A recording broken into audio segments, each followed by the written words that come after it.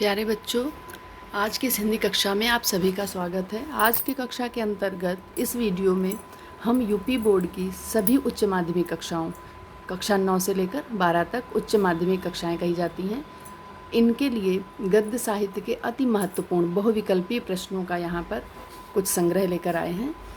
और इसके अंतर्गत जो प्रश्न दिए गए हैं वो कह सकते हैं आपकी गद्य साहित्य की विभिन्न विधाओं और गद्य साहित्य के युगों पर आधारित हैं। जो काल क्रम है उसका काल में अलग अलग काल विभाजन है उस पर आधारित हैं प्रश्न विभिन्न युगों के। तो इन प्रश्नों को बहुत ध्यान से आप अवलोकन करिएगा, सुनिएगा इन्हें, ताकि परीक्षा में जब भी आपके सामने आए उत्तर तुरंत आप लिख सकें। कक्षा 11-12 में विशेष करके ये प्रश्न उसके लिए कहे जा सकते हैं कि बहुत ही महत्वपूर्ण है। कक्षा 11-12 में बहुविकल्पी प्रश्न ही आते हैं। उसी आधार पर यहाँ पर 4 विकल्प दिए गए प्रत्येक प्रश्न के और उसका एक उत्तर आपको बताना है। तो आइए देखते हैं प्रश्न। दिए गए विकल्पों में से सही विकल्प चुनकर लिखिए। हिंदी खड़ी बोली का जन्मदाता किसे कहा जाता है? तो खड़ी बोली का जन्मदाता भारतेंदु हरिश्चंद्र को कहा जाता है। अगला,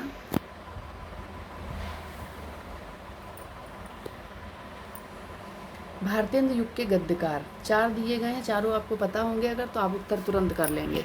प्रेमचंद द्विवेदी युग के हैं, गुलाब राय द्विवेदी युग, सरदार पूर्ण सिंह द्विवेदी युग, बालकृष्ण भट्ट हैं भारतेंदु युग के।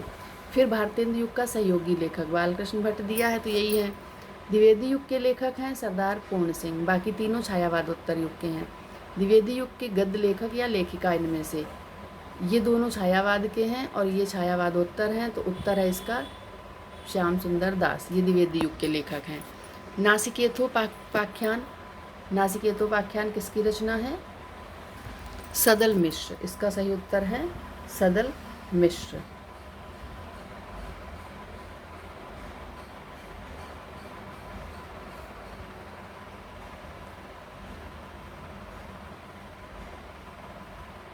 अगला, रानी केतकी की कहानी के रचनाकार। केतकी की कहानी किसकी कहानी, किसके द्वारा रचित कहानी है?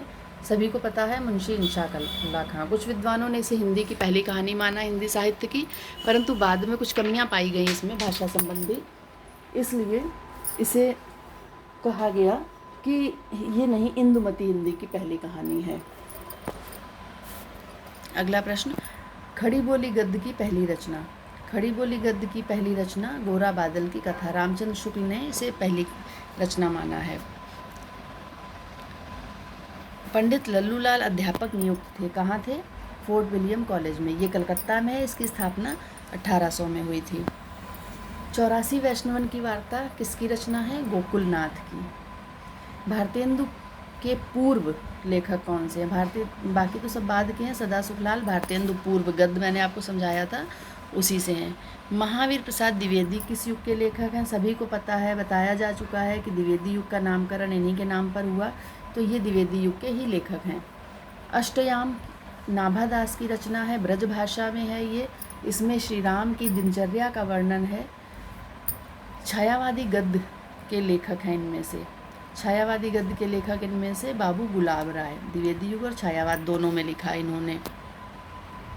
बाकी ये तीनों छायावादोत्तर युग के हैं गद्य लेखक ही छायावादोत्तर हैं। छायावादोत्तर का समय माना जाता है कब से कब तक? 1936 से शुरू हुआ, 36 से छायावाद खत्म हुआ, 18 से 36 तक, और प्रगतिवाद आरंभ हुआ, तो वहीं से छायावादोत्तर युग माना गया। नागरी प्रचारणी सभा की स्थापना में किसका योगदान नहीं है? तो हम आपको बता दें, इसमें आप एक ट्रिक याद रखिएगा कि राम श्याम शिव इन तीनों का योगदान है नागरी प्रचारणी की सभा की स्थापना में। इन तीनों ने मिलकर उसकी स्थापना की थी। रामचंद्र शुक्ल ने नहीं, क्योंकि ये बाद में आए हैं। इन्होंने बाद में जो ग्रंथ निकाला गया नागरी प्रचारणी पत्रिका, उसकी भूमिका अवश्य लिखी थी। फोर्ट विलियम कॉलेज की स्थापना कलकत्ता में, ऊपर बता दिया मैंने आपको। राजा भोज का सपना किसकी कृति है? राजा शिव प्रसाद सितारेंद्र की। प्रेम सागर किसकी रचना है? लल्लूलाल की। अंधेर नगरी भारतेंदु हरिश्चंद्र नाटक है इनका, नाटक पर आधारित प्रश्न है ये सारे। निम्नलिखित में से कौन सी रचना नाटक है? स्कंदगुप्त जयशंकर प्रसाद द्वारा लिखा गया। लहरों के राजहंस मोहन राकेश द्वारा लिखा गया। भारतेंदु हरिश्चंद्र की रचना इनमें से है तो वैदिक हिंसा हिंसा ना भवति, ये भारतेंदु हरिश्चंद्र की है। कलिकौतुक प्रताप नारायण मिश्र की है। नूतन ब्रह्मचारी बालकृष्ण भट्ट की है। और प्रेम मोहिनी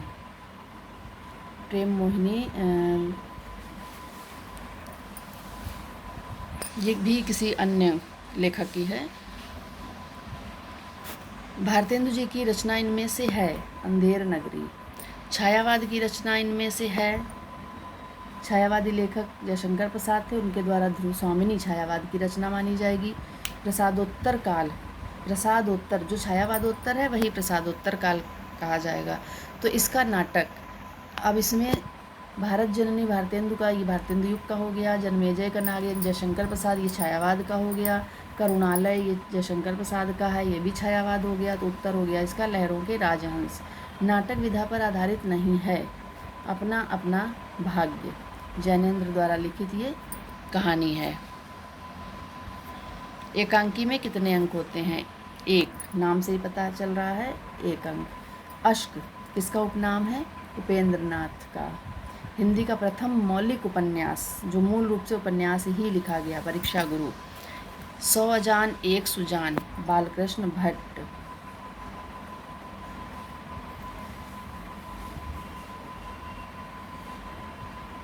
गबन उपन्यास प्रेमचंद का। उपन्यास विधा की रचना इनमें से है बाणभट्ट की आत्मकथा। मोस्ट इम्पॉर्टेंट क्वेश्चन है ये, क्योंकि इसमें आत्मकथा लगा है नाम में, तो ये बच्चे कंफ्यूज हो जाते हैं। उपन्यास है ये, याद कर लीजिए। मैला आंचल कैसा उपन्यास है? ये एक आंचलिक उपन्यास। आंचलिक उपन्यास वो होते हैं जो किसी अंचल, किसी क्षेत्र विशेष पर आधारित होते हैं। पुनर्नवा के लेखक हजारी प्रसाद द्विवेदी हैं।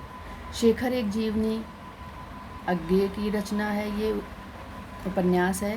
गोदान किस विधा का है? गोदान उपन्यास विधा का एक महाकाव्यात्मक उपन्यास कहा गया ये। परीक्षा गुरु किसके द्वारा लिखा है? परीक्षा गुरु श्रीनिवास दास, यहाँ पर मिस्टेक है, इसको दास करिए, श्रीनिवास दास, लाला श्रीनिवास दास।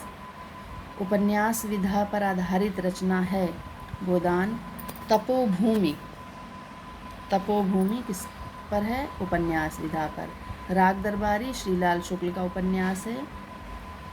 नदी के द्वीप अज्ञेय का उपन्यास है। फणीश्वर नाथ रेणु की रचना है मैला आंचल उपन्यास है ये।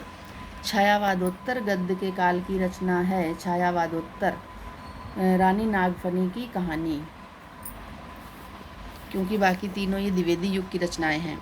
हिंदी कहानी एक नई दिशा में मुड़ी सन 1900 में सरस्वती का पत्रिका का प्रकाशन आरंभ हुआ, और उसी में जब इंदुमती कहानी लिखी गई, वहीं से इंदुमती नई दिशा में एक मुड़ी, कहानी जो है वो एक नई दिशा की ओर मुड़ी, कहानी को नया आयाम मिला। इंदुमती के लेखक हैं किशोरीलाल गोस्वामी। हिंदी की प्रथम कहानी मानी जाती है इंदुमती। चंद्रधर शर्मा गुलेरी की कहानी है, उसने कहा था। एक ही कहानी लिखकर अमर हो गई ये। प्रेमचंद के समकालीन कहानीकार हैं प्रेमचंद के जयशंकर प्रसाद। विधा की दृष्टि से वोल्गा से गंगा, अब देखिए ये भी क्वेश्चन बहुत इंपॉर्टेंट है, क्योंकि ये पढ़ने में लगता है जैसे यात्रा वृत्तांत हो, और ऑप्शन में दिया भी है यात्रा वृत्तांत, पर ये यात्रा वृत्तांत नहीं है, ये है कहानी संग्रह वोल्गा से गंगा। मोस्ट इम्पॉर्टेंट क्वेश्चन है। कहानी विधा की रचना है, कहानी विधा की रचना नीलम देश की राजकन्या। तो ये कुछ प्रश्न यहाँ पर दिए गए थे। इसके बाद अगले वीडियो में हम और प्रश्न आपके सामने रखेंगे। धन्यवाद।